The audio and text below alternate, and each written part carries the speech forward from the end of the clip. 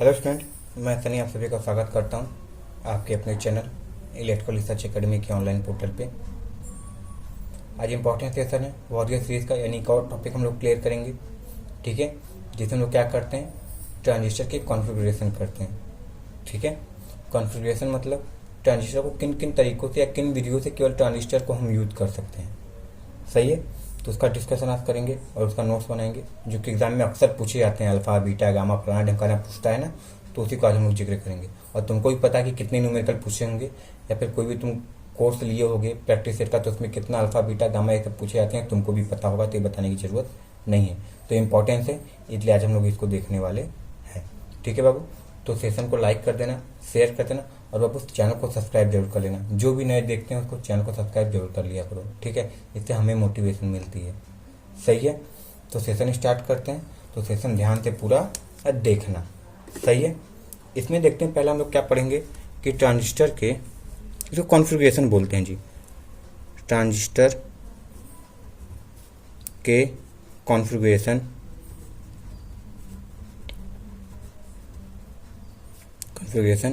की विधि।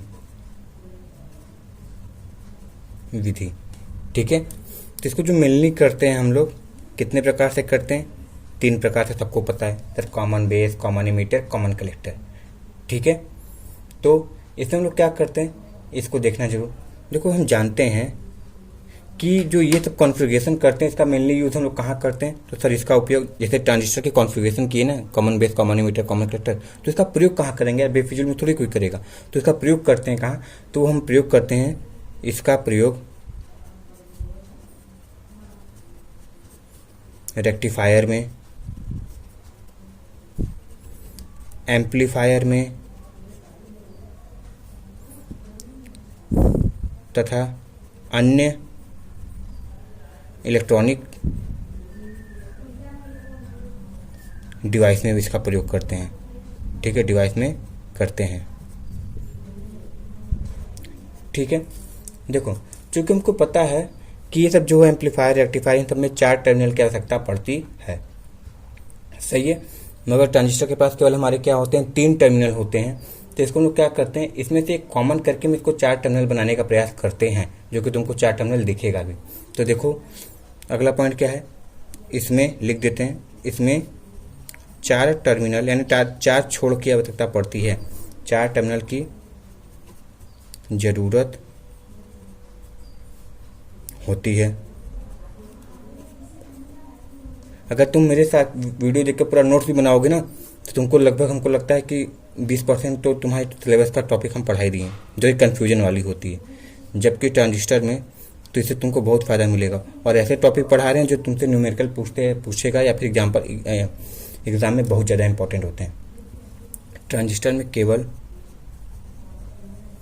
3 टर्मिनल होते हैं, हमको पता है, एमिटर बेस कनेक्टर होते हैं। ठीक है, तो इसके लिए अब हम क्या करते हैं, कॉमन करके इसको 4 टर्मिनल करने का प्रयास करेंगे। इसके लिए ट्रांजिस्टर के किसी टर्मिनल को, किसी एक टर्मिनल को कॉमन कर देते हैं। क्या कर देते हैं, कॉमन कर देते हैं, जिससे हमारा क्या बन जाता है सर, 4 टर्मिनल वाले बन जाते हैं। तो एक पॉइंट ये हो गया, ये हो गया। ठीक है, अच्छा, वो जो मेनली तरीके होते हैं कौन कौन से होते हैं देखते हैं। सही है, तो देखो, जो पहला प्रकार होता है हमारा, क्या होता है सर, कॉमन बेस होता है। ठीक है, कॉन्फ़िगरेशन।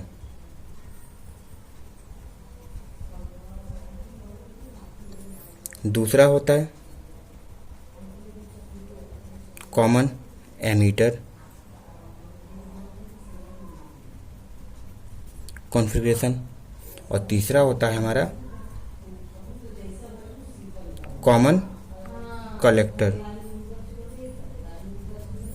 कॉन्फ़िगरेशन। ठीक है, अच्छा, कॉमन से मतलब क्या तुम्हारा निकल रहा है कि सर ऐसा टर्मिनल जो इनपुट तथा आउटपुट दोनों में क्या हो, कॉमन हो। तो नोट करके लिख लेना, कॉमन से सेंस होता है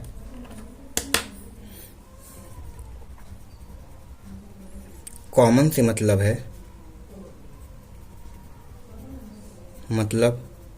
है कि इनपुट तथा आउटपुट दोनों में कॉमन हो। ठीक है, इसलिए इसको कॉमन बोला जाता है। सही है। आई होप इतना अच्छी समझ में आ गया होगा कि सर हम लोग बेसिकली 3 प्रकार के पढ़ते हैं और 3 प्रकार हमारे क्या क्या हैं हम लोग यहाँ पे देख लिए हैं। ठीक है, अब देखो, अब इसको उसके बाद पढ़ते हैं चैप्टर मतलब पॉइंट वाइज। तो पहला लिखते हैं सर हमारा क्या है, कॉमन बेस।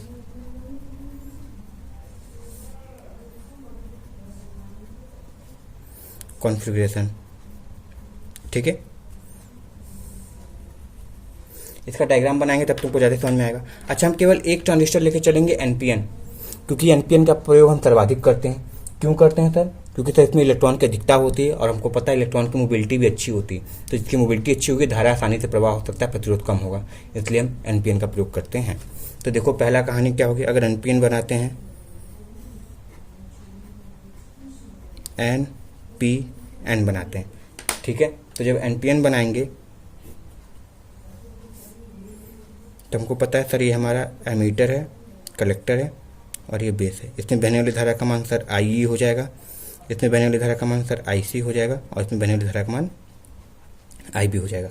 इसमें देखो हम क्या किए सर, इसमें हम कॉमन कर दिए क्या, बेस को, यानी इनपुट में भी हमारा क्या है, बेस है और आउटपुट में भी क्या है, हमारा बेस कॉमन है।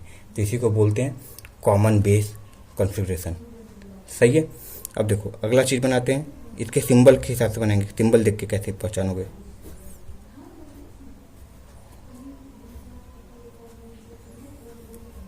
ये कर दिए।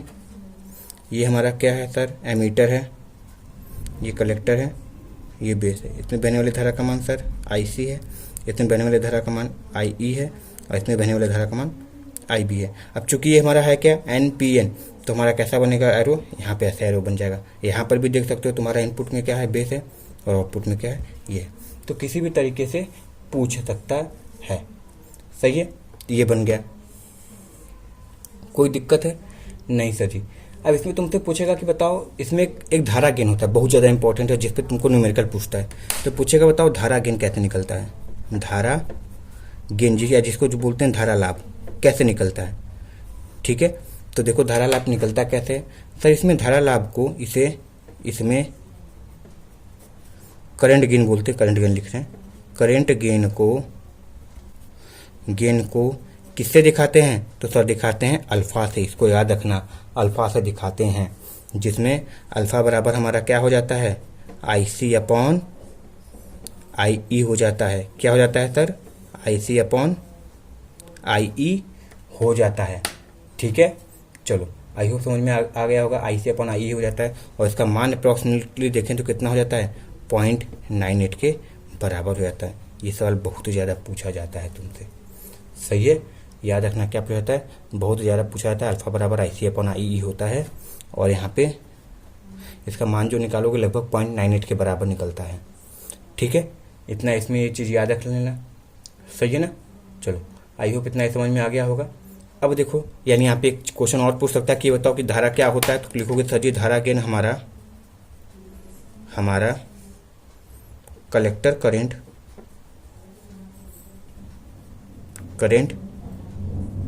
तथा एमीटर करंट का रेशियो होता है,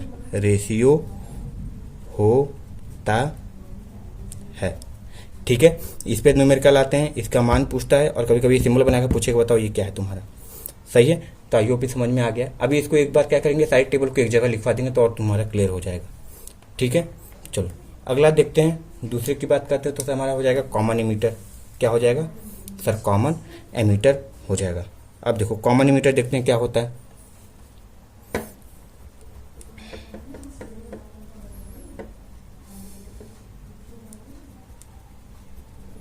कॉन्फ़िगरेशन,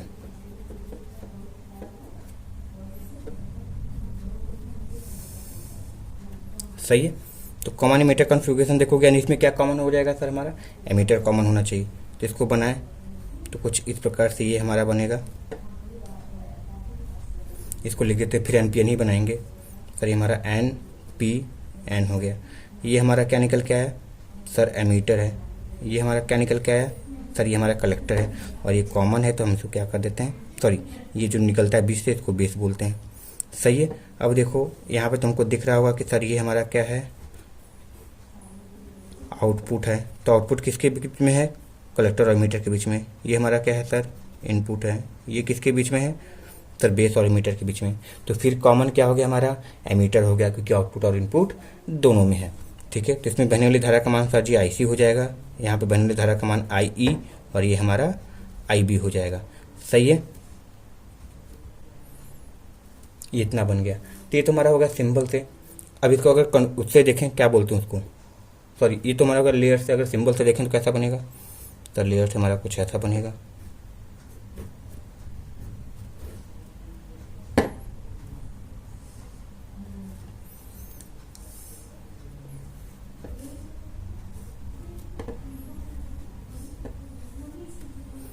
ये हमारा क्या हो जाएगा सर? IC है, क्योंकि हमारा कलेक्टर है। ये सर हमारा IE हो जाएगा, क्योंकि सर हमारा एमीटर है। ये बेस है, क्योंकि सर हमारा ये IB है। यहाँ पे देख सकते हो इनपुट के बीच खींचा गया है और सर ये आउटपुट के बीच खींचा गया है। डायग्राम वही है, कोई अंतर नहीं है। यहाँ पे NPN है, तो ये कैसा हो जाएगा? NPN है ना, तो ये कैसा हो जाएगा हमारा? इस तरीके से बन के दिखने लगेगा। कोई दिक्कत है? नहीं सर जी, हमारा डायग्राम हो गया। सही है। अब यहाँ पे नोट करने वाली बात क्या है, इसका प्रयोग हम सर्वाधिक करते हैं। इसका, इस कॉन्फ़िगरेशन का, इसका सर्वाधिक प्रयोग करते हैं, प्रयोग करते हैं। क्यों सर्वाधिक प्रयोग होता है सर? क्योंकि सर ये एमीटर होता है और इसमें करंट गेन जो होती है बहुत हद से ज़्यादा होती है, और करंट गेन जहाँ पे भी होगी तो एम्पलीफायर के लिए अच्छी ही बात है। सही है। तो इसलिए इसका प्रयोग हम सर्वाधिक करते हैं। कोई सही है। चलो अब इसमें देखते हैं धारा गेन को किससे दिखाते हैं। सर इसमें जो धारा गेन होता है, सही है, ध्यान से देखना, इसमें जो धारा गेन होता है, इसमें धारा गेन, इसमें धारा गेन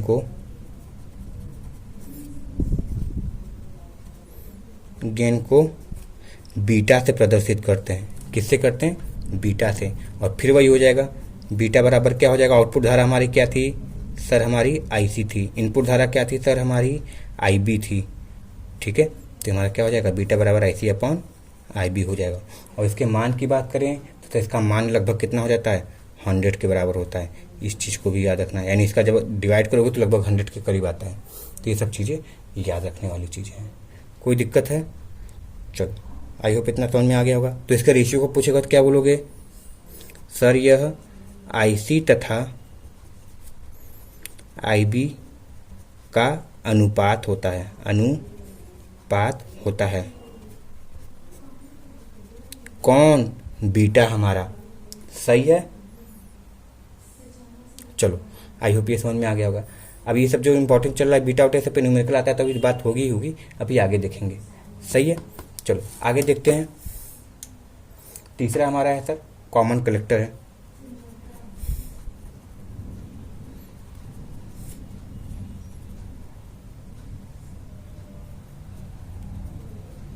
कॉमन कलेक्टर कॉन्फ़िगरेशन, यानी अब इसमें क्या कॉमन होगा? तो इसमें हमारा कॉमन होगा कलेक्टर। तो बनाते हैं कलेक्टर कॉमन।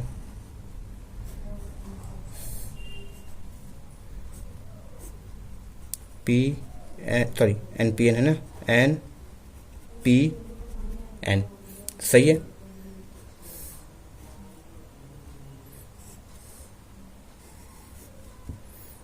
फिर वही बनेगा। चलो, तो यहाँ पे देख सकते हो सर ये हमारा क्या है? सर ये हमारा आउटपुट है और ये क्या है हमारा सर? इनपुट है। सही है। चलो, ये हमारा क्या है सर? IE है।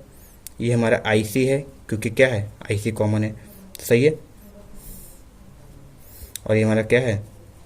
IB है, क्योंकि ये सर बेस है और ये हमारा एमीटर था और ये हमारा कलेक्टर है।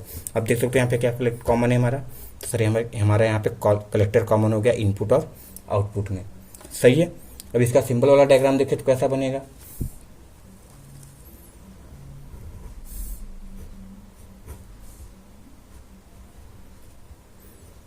चलो ये हमारा हो गया सिंबल वाला डायग्राम। ये हमारा सर हो जाएगा एमीटर कलेक्टर बेस हो गया। एरो की बात करें तो NPN है ना, NPN, तो इसका फिर कैसा बनेगा NPN, एमीटर तो ऊपर है तो अब ऊपर वाले में बनेगा NPN, तो कुछ ऐसा बन जाएगा बाहर की तरफ। अब इसमें फिर देख सकते हो तुम्हारा कॉमन क्या हो जाएगा, तो ये हमारा आउटपुट है और ये हमारा इनपुट है। सही है। चलो तो हमारा कॉमन यहाँ पे निकल के चला आया, ठीक है ना। चलो अब इसमें करंट गेन किससे दिखाते हैं, तो सर इसका करंट गेन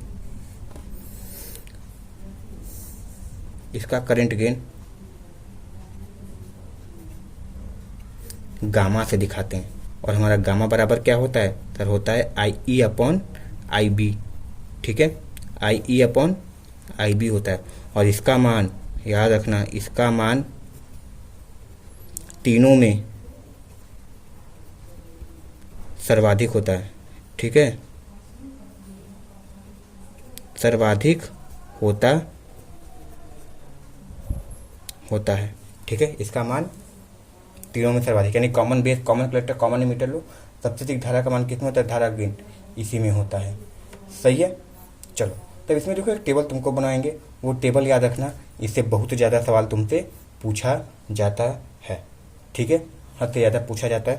तो इसके लिए हमको स्केल लाना पड़ेगा, तो दो सेकेंड रुको, स्केल लेकर आ रहे हैं।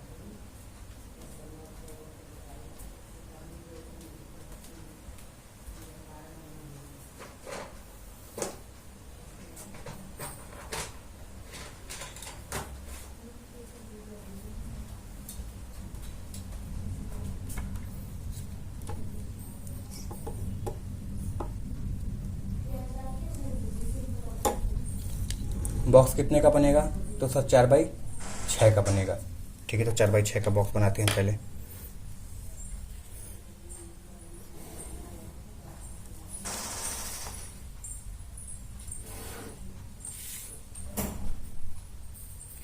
अच्छा था कि अच्छा लगना चाहिए ना, कि कहीं पे अगर स्क्रीनशॉट भी ले लो तो कहीं जाओ तो पढ़ लो उसको। क्या बोलें 4x6, तो ये 4 ऐसे रहेगा, इसको ऐसे कर देते हैं, बीच से एक मारते हैं, एक इधर से मार देते हैं और एक इधर से मार देते हैं। फिर कैसे कितना होना चाहिए, 6 होना चाहिए।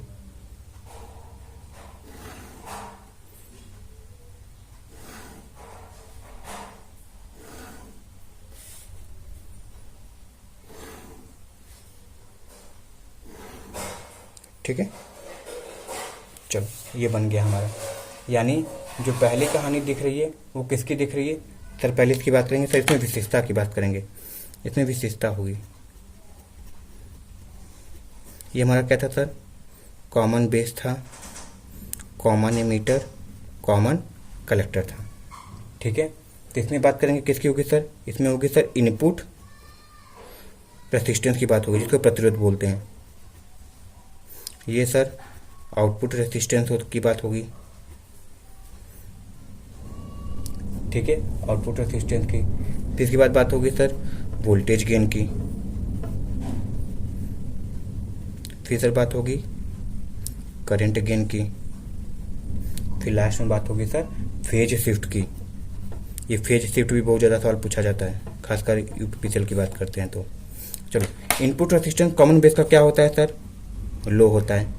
ये कॉमन एमीटर का सर हाई होता है और इसका वेरी हाई होता है, इसको याद रखना है, ठीक है। और इसमें जस्ट क्या होता है, जस्ट उल्टा हो जाता है, तो सर वेरी हाई, हाई,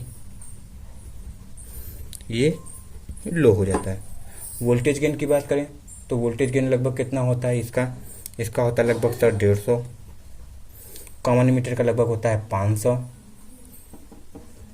और इसकी बात करें तो इसकी होती है लगभग 1 के करीब, ठीक है, 1 से कम ही होती है। तो याद रखना, क्वेश्चन ये पूछता है कि बताओ कि जब तुमको अधिक वोल्टेज गेन चाहिए, तब तक अधिक वोल्टेज गेन चाहिए, यानी इनपुट की तुलना में आउटपुट में वोल्टेज ज़्यादा चाहिए, तो तुम किसका प्रयोग करोगे? तो सर हम प्रयोग करेंगे कॉमन एमीटर का। ठीक है, इसको याद रखना, यही बहुत ज़्यादा पूछा जाता है, ये वेरी इंपॉर्टेंट है, ये बहुत ज़्यादा पूछा जाता है। अब करंट गेन की बात करें तो करंट गेन अभी बताए थे ही, लगभग ये कितना होता है? 0.98 होता है। ये लगभग कितना होता है? 100 होता है। और ये तीनों में क्या होता है? सबसे ज़्यादा होता है, सबसे ज़्यादा होता है। तो ये टेबल बहुत ज़्यादा पूछा जाता है तुमसे, सही है। चलो अगला चीज़ देखते हैं, पूछता है कि फेज शिफ्ट। तो देखो इसमें कोई फेज शिफ्ट नहीं होता है, इसमें 180 डिग्री का फेज शिफ्ट होता है, इसमें 0 डिग्री का फेज शिफ्ट होता है। फेज शिफ्ट का मतलब बताया क्या होता है? देखो फेज शिफ्ट का मतलब यही होता है, कुछ नहीं होता है कि अगर तुम इनपुट ऐसा दिए हो तो आउटपुट में भी तुमको इनपुट कैसा मिलेगा? ऐसा ही मिलेगा। किसमें? कॉमन कलेक्टर में। अंतर केवल किसमें है? कॉमन एमीटर में। तो देखो कॉमन एमीटर में क्या होगा कि अगर तुम इनपुट ऐसा दिए हो तो तुमको आउटपुट कैसा मिलेगा? सर एकदम उल्टा, 180 डिग्री उल्टा, बस यही अंतर रहता है। इसमें बात करोगे तो अगर ऐसा दिए हो तो इसमें भी ऐसा ही मिलेगा। अंतर केवल कहाँ होगा? सर कॉमन एमीटर वाले में होगा। ठीक है, देख रहे हो, केवल कॉमन एमीटर वाले में होगा। तो बस इसी में अंतर होता है और किसी में अंतर नहीं होता है, सही है। चलो इतना हो गया, आई होप समझ में आया होगा। अब लास्ट सवाल तुमसे क्या पूछेगा कि ये बताओ कि अल्फा बीटा गामा में रिलेशन क्या बनता है? सही है, क्या पूछेगा? अल्फा बीटा या गामा में रिलेशन क्या बनता है, तो उसको देखेंगे, सही है। और ये हमारा आज का लास्ट टॉपिक होगा किस पे, क्योंकि अल्फा बीटा गामा के रिलेशन पे भी सवाल बहुत ज़्यादा आते हैं, सही है। तो हमको पता है, लिख देते हैं यहाँ पे, अल्फा बीटा में संबंध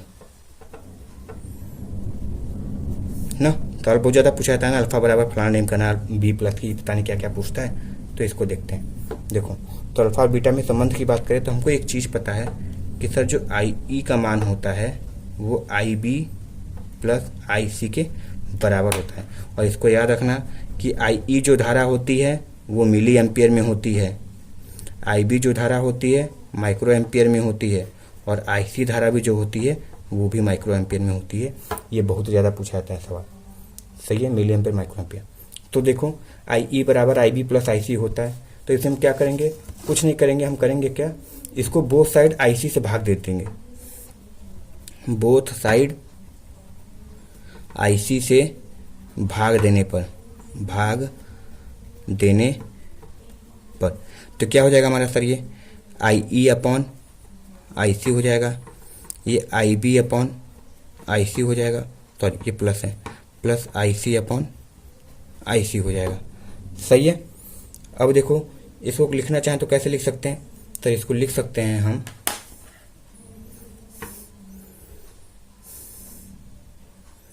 आई E upon I C, I B upon I C, इसको 1 कर देते हैं, कोई दिक्कत नहीं है, सही है। अच्छा हमको एक चीज़ पता है कि जो अल्फ़ा का मान था वो किसके बराबर था?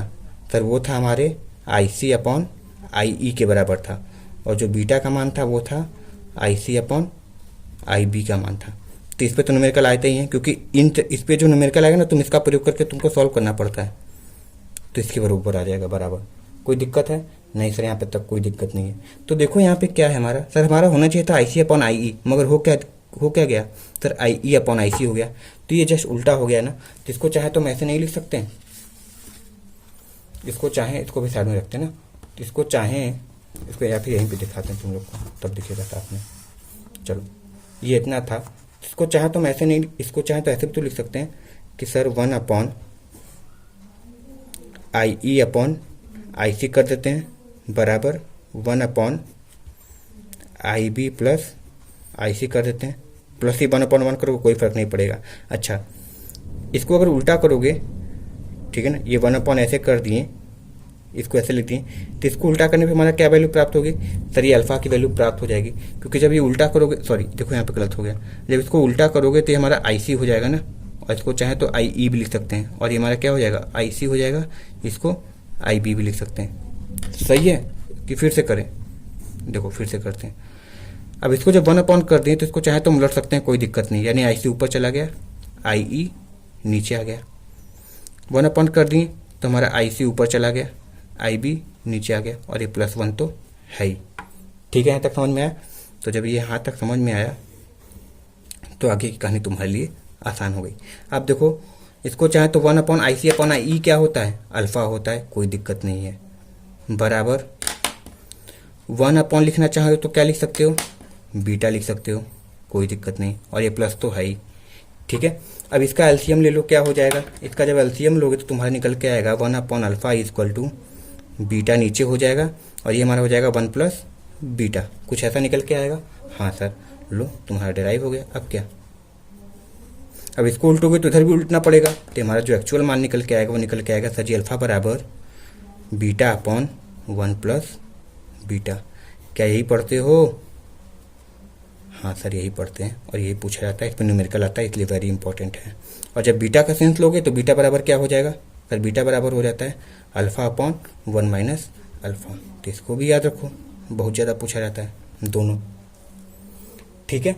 तो आई होप समझ में आ गया होगा कि अल्फ़ा और बीटा के बीच में संबंध क्या होता है, क्योंकि इस पर न्यूमेरिकल हद से ज़्यादा तुम्हारे इलेक्ट्रॉनिक्स में पूछे जाते हैं, सही है। तो इसको याद रखना। और एक और लास्ट टॉपिक है कि अल्फ़ा बीटा में, सॉरी बीटा गामा में क्या संबंध होगा, या बीटा अल्फ़ा, सॉरी लिख ही देते हैं। क्वेश्चन क्या पूछेगा कि बताओ गामा तथा बीटा में संबंध, ये पूछेगा, या गामा तथा अल्फ़ा में संबंध। तब कैसे दिखोगे? तो इसका बस समीकरण याद करो। इस पे तो न्यूमेरिकल नहीं, गामा वाले पे न्यूमेरिकल नहीं पूछता है, क्योंकि इसका करंट गेन बहुत कम होता है, मगर ये अल्फ़ा बीटा वाले पे हद से ज़्यादा पूछता है, ठीक है। तो याद होना चाहिए। तो इसका क्या फॉर्मूला होता है सर जी? तो होता है गामा बराबर 1 + बीटा से दिखाते हैं, गामा बीटा के बीच में संबंध यही होता है। और अल्फ़ा की बात करें तो गामा बराबर कितना होता है सर? 1/1 - अल्फ़ा। ये बहुत ज़्यादा इंपॉर्टेंट है जी, ठीक है। तुमको सारांश दिए हैं न्यूमेरिकल करने का, ठीक है। और रिवाइज हो गया तो वो अलग की बात है, तो इसको आराम से कर लेना, ठीक है ना। आई होप समझ में आ गया होगा। ये वाली इक्वेशन सही है, तो वाली इक्वेशन तो पता चली गई है। इसको तुमको आराम से कर लेना है, इसको, इस पर न्यूमेरिकल आते हैं। फिर इसके बाद हमारी कौन सी कहानी हो जाएगी सर? हमारी ये वाली कहानी, पीछे जो चल रहा था, ये देख सकते हो पीछे की कहानी। ये अब तुम समझ सकते हो कितना न्यूमेरिकल और इम्पोर्टेंट चैप्टर है, खासकर इलेक्ट्रॉनिक्स वाले बच्चों के लिए जो छोड़ के जाते हैं। और फिर ये है, सही है। तो आई होप बाबू सेशन पसंद आया होगा और मेहनत पसंद आई होगी। तो मेहनत और सेशन दोनों पसंद आया तो इसको लाइक, शेयर, और चैनल पे पहली बार हो तो सब्सक्राइब जरूर कर लेना। मिलते हैं नेक्स्ट वीडियो में, तब तक के लिए thank you very much and all the very best. Vande Mataram.